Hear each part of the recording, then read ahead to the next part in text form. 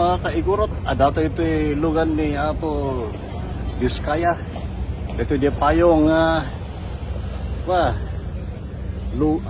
ginatang na payong dati lugan ng Rolls Royce. Baliktad. Dito di payong.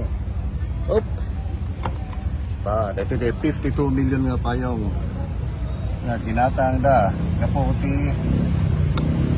Nagustuhan na rin payong. Ginatang na rin ito Rolls Royce worth 52 million. We were so lucky to be qualified na sumrat ito despite na nakaisistriktura nakadarutin naglabasan tayo.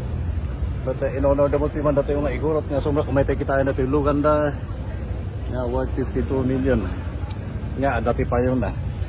Historical dati nga lugan. Tara ito di ay lugan nga ipakita rin yung TV in-featured nga ginatang dito di akin bagi Japuta nagustuhan na di payong. So this is the Rolls Royce Cullinan 2022